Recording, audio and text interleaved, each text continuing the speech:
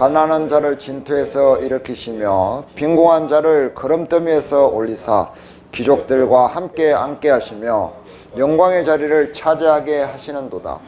땅의 기둥들은 여호와의 것이라. 여호와께서 세계를 그것들 위에 세우셨도다.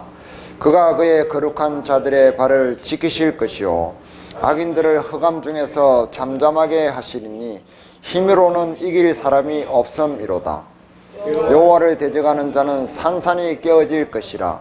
하늘에서 우레로 그들을 치시리로다. 여호와께서 땅 끝까지 심판을 내리시고 자기 왕에게 힘을 주시며 자기의 기름 부음을 받은 자의 뿔을 높이시리로다 하니라. 자, 한 해를 마감하는 이 시간에 이 한나의 노래가 아주 적절한 그런 본문이라고 생각이 됩니다. 성경에는 4명의 여인의 노래가 나옵니다. 그 첫 번째는 모세의 누이였던 미리암이 홍해의 기적을 경험한 뒤에 부르는 노래가 출애굽기 15장에 나오죠. 그리고 두 번째는 여선지자 드보라가 그 야빈의 900성 철병거를 물리치고 부르는 노래가 사사기 5장에 나옵니다. 그리고 세 번째가 바로 이 사무엘의 어머니 한나의 노래이고, 마지막 클라이막스는 바로 마리아가 예수님을 잉태한 뒤에 부르는 찬양의 노래입니다. 이 4명의 여인들의 노래는 공통점이 있는데 그 공통점을 두 글자로 요약을 할 수가 있습니다. 그 두 글자는 무엇이냐면 바로 도와 고입니다. 자, 본문을 봅시다. 6절, 7절을 같이 다시 읽어봅니다. 여호와는 죽이기도 하시고 살리기도 하시며 서울에 내리게도 하시고 거기에서 올리기도 하시는도다. 여호와는 가난하게도 하시고 부하게도 하시며 낮추기도 하시고 높이기도 하시는도다. 이 단어의 끝에 붙는 두 글자 도와 고, 이 글자가 이 4 여인의 노래를 쭉 내용을 살펴보면은 공통적인 요소라고 할 수 있습니다. 무엇을 가리키냐면 바로 뒤집기를 가리킵니다. 역전을 이야기하죠. 힘센 자도 약자가 되고 약자도 강자가 되며 부자도 가난하게 되고 가난한 자도 부자가 된다. 이런 이야기죠. 이런 세상사에 관한 역전을 이야기할 뿐만 아니라 또 이 여인들의 노래에 보면은 초자연적인 영역까지도 포함을 하고 있습니다. 아이를 낳지 못하던 여자가 7을 낳고, 그리고 처녀가 아이를 낳기도 합니다. 바다를 가르기도 하시고, 그리고 합치기도 하고, 죽은 자를 살리기도 합니다. 이런 내용들은 이 여인들이 누군가에게서 들은 풍문이나 소문이 아니라 또 옛날부터 내려오는 그런 전래동화가 아니라는 것이 중요한 포인트입니다. 이 4명의 여인들이 직접 경험한 사실이라는 말이 중요합니다. 이 여인들은 자기 인생 중에서 가장 강렬했던 하나님의 구원을, 신앙을 이렇게 실록으로, 노래로 남기고 있는 것입니다. 우리도 살아가면서 이런 노래를 지을 수 있어야만 합니다. 이 여인들은 하나님께서 자기들의 인생을 어떻게 구원하셨는지 그 구원에 대한 증명을 이렇게 노래로 기록한 것입니다. 우리도 살아가면서 하나님의 구원을 얼마나 증명하면서 노래하면서 살아가고 있는지 구원 증명을 하면서 살아야 하는데, 그러한 삶을 살고 있는지 지금 이 시간에 이 4명의 여인, 특히 이 한나의 노래 앞에서 우리가 따져봐야 하는 그런 시간입니다. 그들은 이렇게 노래합니다. 하나님의 구원은 분명히 당신들의 삶을 뒤집어 놓고 또 세상을 뒤집어 놓을 것입니다 라고 그들은 노래합니다. 하나님의 구원은 더 이상 무슨 일이 일어나지 않을 것이다 라고 말할 필요가 없다고 이야기합니다. 당신들이 지금 할 일은 하나님의 구원을 당신들의 삶 속으로 끌어들이는 그 단 한 가지 일 뿐입니다 라고 이야기를 합니다. 하나님의 구원은 그렇게 그들의 인생을 뒤바꿨고 또 인간의 역사 가운데 수많은 사람들의 삶을 뒤집어 왔습니다. 그들이 그렇게 뒤집어진 이유는 단 한 가지였습니다. 그들의 이러한 태도였기 때문에 그렇습니다. 다 같이 읽겠습니다. 심히 교만한 말을 다시 하지 말 것이며 오만한 말을 너희의 입에서 내지 말지어다. 여호와는 지식의 하나님이시라 행동을 달아보시느니라. 교만하지 않고 오만하지 않아야 한다는 것입니다. 겸손을 이야기합니다. 이 여인들이 이것을 우리에게 요구하고 있습니다. 그러면 반드시 당신들의 삶은 뒤집어질 것이라고 외치고 있습니다. 예를 들면 이런 것입니다. 지금은 초겨울입니다. 초겨울. 알다시피 저는 추위를 싫어합니다. 그래서 이 초겨울이지만 무엇을 기다리냐면 벌써부터 어떤 계절을 기대하느냐 하면은 봄을 기대합니다. 조금 있으면 한겨울로 접어들 것입니다. 대한소환이 있는 한겨울. 그 한겨울에도 여전히 봄을 기대할 것입니다. 그리고 겨울의 끝무렵인 우수경칩, 그때에도 여전히 봄을 기대할 것입니다. 왜 봄을 기대합니까? 겨울 다음에는 봄이 오기 때문에 그렇습니다. 그것이 기정사실이기 때문에 봄을 기다립니다. 겨울이 춥다고 해서 시원한 가을을 기대하는 사람은 아무도 없습니다. 가을로 돌아갈 생각을 하는 사람은 아무도 없는 이유는 가을이 오지 않기 때문에 그렇습니다. 봄이 오기 때문에 그렇습니다. 봄이 오면은 완전히 죽음으로 뒤덮였던 대지가 다시 되살아납니다. 자연이 뒤집어집니다. 그것을 알고 있기 때문에 봄을 우리는 기대하는 것입니다.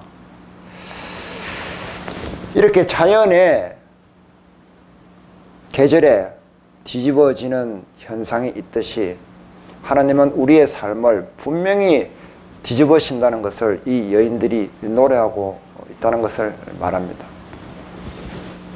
그러기 위해서는 당신들에게 한 가지 필요한 요소가 있는데 그것이 바로 겸손이라고 이 본문에서 이야기합니다. 교만하지 않는 것, 하나님 앞에 오만하지 않는 것.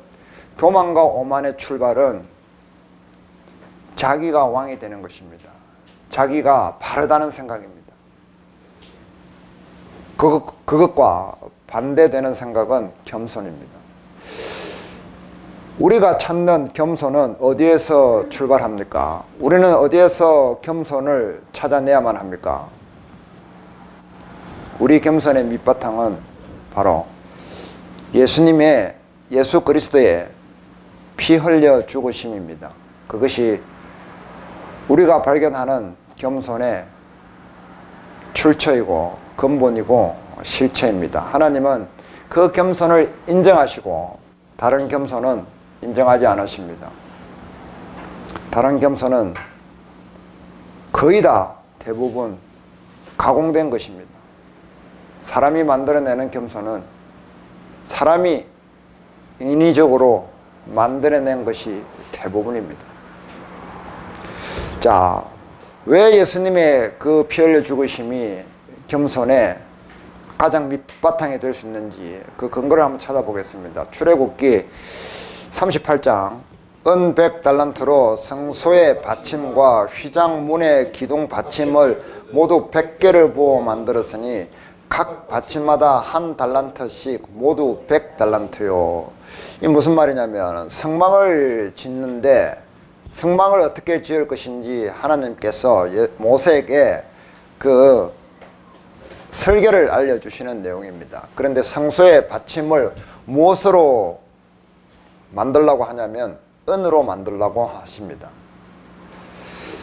성소는 제사장이 하나님을 섬기는 장소입니다. 그 받침을 은으로 만들었다는 것은 무엇을 말하느냐면 은이 상징성이 있기 때문에 그렇습니다. 은은 바로 심판과 피를 상징합니다. 그래서 구원받은 사람이 성소에서 제사장이 하나님을 섬기듯이 구원받은 사람은 거룩한 성소에서 하나님을 예배하는 삶을 살아야 합니다. 그것이 마치 무엇이냐면 우리가 예수님의 피를 밟으면서 하루하루를 살아가는 것을 의미합니다. 구원받은 뒤에 우리 삶의 모든 발자국은 예수님의 피를 밟아가는 생활이 된다는 것을 의미합니다. 하나님이 나 대신 죽으신 그 피를 매일매일 밟아가면서 사는 사람은 겸손하지 않을 이유를 찾을 수가 없습니다. 제대로 회심을 했다면 이것에 대해서 모두가 동의할 것입니다. 이것이 우리 삶의 정체성이라는 말입니다. 그러한 예수님의 피 흘림과 그 피를 밟는 생활 속에서 겸손을 배우게 됩니다. 구원받기 전에는 우리의 욕심과 욕망을 밟고 살아가지만 구원받은 뒤에는 예수님의 피를 밟으면서 살아갑니다. 이러한 세상이 하나님께서 이미 뒤집어 놓은 하나님의 나라입니다. 이 세상과 정반대의 논리가 작동하는 그런 나라를 말합니다. 2장 다시 본문으로 돌아갑니다. 자, 12절 보겠습니다. 12절부터 17절까지의 엘리의 아들들은 행실이 나빠 여호와를 알지 못하더라. 그 제사장들이 백성에게 행하는 방식은 이러하니 곧 어떤 사람이 제사를 드리고 그 고기를 삶을 때에 제사장이 상환이 손에 3살 갈고리를 가지고 나와서 그것으로 내기에나 소태나 큰 소태나 가마에 찔러 넣어 갈고리에 걸려 나오는 것은 제사장이 자기 것으로 가지되 실로에서 그곳에 온 모든 이스라엘 사람에게 이같이 할 뿐 아니라 기름을 태우기 전에도 제사장의 상환이 와서 제사 드리는 사람에게 이르기를 제사장에게 구워 드릴 고기를 내라. 그가 내게 삶은 고기는 원하지 아니하고 날 것을 원하신다 하다가 그 사람이 이르기를 반드시 먼저 기름을 태운 후에 내 마음에 원하는 대로 하지라 하면 그가 말하기를 아니라 지금 내게 내라. 그렇지 아니하면 내가 억지로 빼앗으리라 하였으니 이 선인들의 죄가 여호와 앞에 심히 크면 그들이 여호와의 제사를 멸시함이었더라. 네. 22절도 보겠습니다. 엘리가 매우 늙었더니 그의 아들들이 온 이스라엘에게 행한 모든 일과 회막문에서 수종드는 여인들과 동침하였음을 듣고 그들에게 이르되 너희가 어찌하여 이런 일을 하느냐 내가 너희의 악행을 이 모든 백성에게서 듣노라. 25절 사람이 사람에게 범죄하면 하나님이 심판하시려니와 만일 사람이 여호와께 범죄하면 누가 그를 위하여 강구하겠느냐 하되 그들이 자기 아버지의 말을 듣지 아니하였으니 이는 여호와께서 그들을 죽이기로 뜻하였음이더라. 이 엘리 대제사장의 아들 홈니와 비나스는 강도짓을 했습니다. 하나님의 재물을 강제로 빼앗았고 또 그것을 날걸로 취했습니다. 기름을 태우지 않고 날걸로 취하는 것은 율법에 굉장히 엄격하게 하지 말라고 금지하고 있습니다. 낡은 고기를 가지면은 더 비싸게 팔아먹을 수가 있습니다. 강도짓도 모자라서 성폭행을 하고 음란을 저질렀습니다. 그리고 아버지의 말도 듣지 않았고 하나님을 반역했습니다. 그래서 그들은 죽임을 당했습니다. 재물을 탈취하고 욕망에 못 이겨서 성폭행을 하고 이런 나라는 하나님의 나라가 아닙니다. 이런 나라는 바로 이 세상에서 사람들이 저지르는 일반적인 상황입니다. 우리가 매일 뉴스에서 보고 듣는 신문에서 보는 그런 일들이라는 것입니다. 그러나 결코 하나님의 나라는 아닙니다. 우리는 이 홈리와 비나스처럼 돈에 매여서 쩔쩔매거나 아니면은 동물처럼 본능에 못 이겨서, 정욕에 못 이겨서 인생을 소비하는 그런 나라에 살고 있지 않다는 말입니다. 우리는 누군가 규정해주는 그 기준에 의해서 살아가는 이 세상의 논리에 지지 않는 사람들입니다. 이 세상의 기준은 누가 정해줍니까? 내가 한 달 동안 써야 되는 돈은 누가 규정해 주었습니까? 내가 규정한 것이 아닙니다. 최소한 다른 사람들보다 뒤처지면 안 된다. 최소한 다른 사람들만큼은 살아야 된다. 아니면 다른 사람들보다 조금 더 잘 살아야 된다는 그런 기준입니다. 결국 다른 사람에 의해서 우리의 삶을 규정받는 그런 세상에 살고 있지 않는 사람이 우리 구원받은 사람이라는 것입니다. 하나님은 우리에게 그런 기준을 준 적이 없습니다. 이것은 분명한 사실입니다. 그런데 사람들은 남이 규정해준 그 기준을 따라서 열심히 살아가고 있습니다. 내가 한 달 써야 될 돈은 얼마인지 남이 이미 정해준 것입니다. 내가 정한 것도 아니고 하나님께서 정해주신 것도 아닙니다. 그리고 이러한 기준을 따라서 살아가는 사람은 시간이 가면 갈수록 힘들고 눈물이 나고 피곤하고 억울한 생각이 불쑥불쑥 들 수밖에 없습니다. 마치 모래시계 안에 모래가 쏟아져 내려가지만 쏟아지지 않으려고 발부등을 칩니다. 그렇지만 시간이 갈수록 모래는 더 빨리 쏟아져 버립니다. 이런 것처럼 세상의 기준을 따라서 살아가게 되면은 시간이 가면 갈수록 가속도가 붙고 그 가속도가 붙으면 붙을수록 더 당황하게 됩니다. 그러나 하나님의 나라는 그런 나라가 아니고 우리는 그러한 삶을 홈리와 비너하스 같은 삶을 살 필요가 없는 나라에 사는 사람들입니다. 하나님께서 이미 예수 그리스도의 피로 말미암아 뒤집어 놓은 세상에 살고 있기 때문에 그렇습니다. 사실은 우리가 지금 말하고 듣고 있는 것도 세상에 있는 것이 아닙니다. 세상에서 누가 하나님 얘기를 하고 겸손을 이야기합니까? 세상에서는 돈이 최고라고 말하지만 우리는 하나님을 이야기합니다. 세상에서는 싸워서 이기는 것을 승리라고 말하지만 우리는 지는 것이 승리라고 말합니다. 세상에서는 높음을 이야기하지만 우리는 겸손이 답이라고 배우고 있습니다. 세상에서는 다스리라고 하지만 하나님은 섬기라고 말씀을 하고 있습니다. 이것은 철저하게 세상의 논리가 뒤집어진 것입니다. 하나님의 나라는 이런 것입니다. 하나님은 자신의 피를 통해서 세상을 뒤집었고 그 안에 들어온 우리의 백성들을 세상의 논리와 뒤집어진 논리에서 살아가게 하십니다. 사무엘상 2장 18절 보겠습니다. 다시 본문으로 돌아가 봅니다. 다 같이 읽습니다. 사무엘은 어렸을 때에 세마포 에봇을 입고 여호와 앞에서 섬겼더라. 21절 다 같이 읽습니다. 여호와께서 한나를 돌보시사 그로 하여금 임신하여 세 아들과 두 딸을 낳게 하셨고 아이 사무엘은 여호와 앞에서 자라니라. 예. 바로 사무엘이 사는 방식, 그것이 뒤집어진 하나님의 나라에서 사는 방식입니다. 그 아이는 세마포 옷을 입었습니다. 요한계시록에 보면은 세마포는 성도들의 거룩한 행실이라 라고 나오죠. 3절에도 보면, 이 본문의 3절에도 보면은 여호와께서는 지식이 있으시고 사람들의 각 행실을 달아보신다고 했습니다.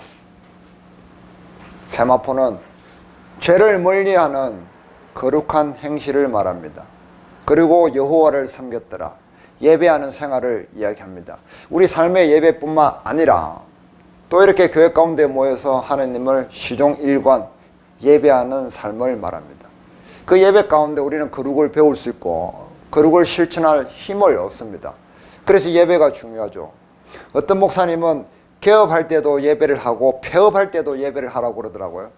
가만 생각해 보니까 그것도 맞는 것 같아요.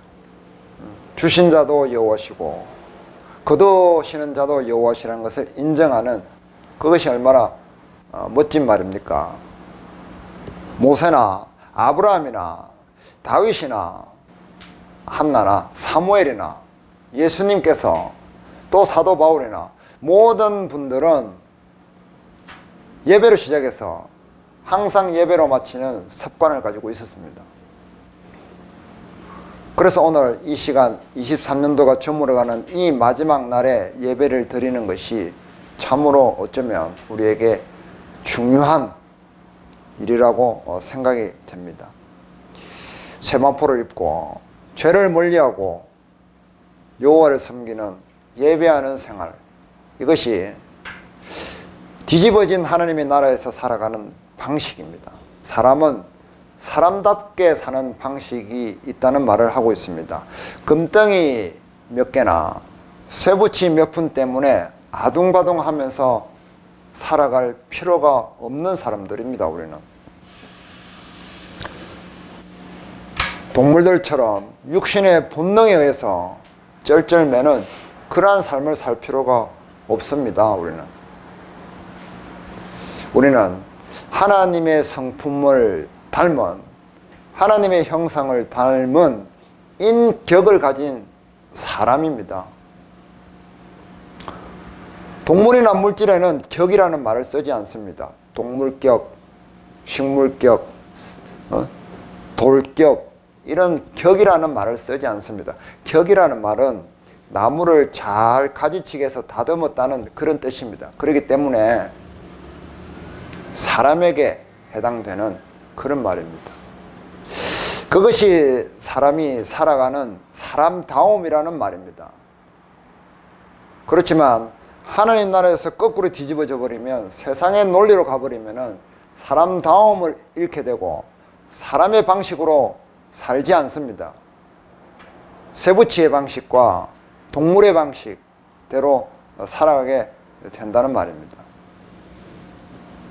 왜 우리가 재물에 지고 또 쇠붙이에 지고 권력에 지고 두려움에 지고 우울감에 지고 그렇게 살아야 합니까? 우리는 그렇게 살 사람들이 아니라고 하나님은 분명히 규정해 주십니다. 우리는 왜 눈치를 보고 계산기를 두드리며 잔머리를 굴리면서 평생 살아야 될까요? 요즘 이 사람들 눈치를 보고 잔머리를 굴리는 사람들이 너무 많은 세상이 됐어요. 그래서 그 잔머리 돌아가는 눈치 보는 사람들이 너무 많아서 피곤해서 죽을 지경입니다. 사람을 만나면 사람들의 계산기 두드리고 눈치 보는 그 뇌가 굴러가는 소리가 아주 시끄럽게 들리는 그런 세상에 우리가 살고 있게 됐단 말이죠. 우리는 그렇게 살 필요가 없는 인격을 가지고 있는 존재입니다.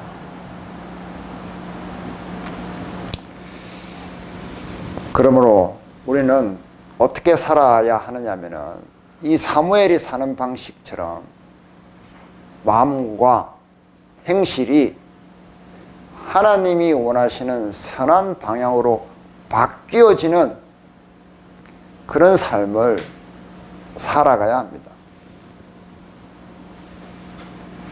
우리가 할 수 없는 일은 하나님께서 바꾸어 주십니다. 그런데 우리가 해야 될 일은 우리가 바꾸어 가야만 합니다.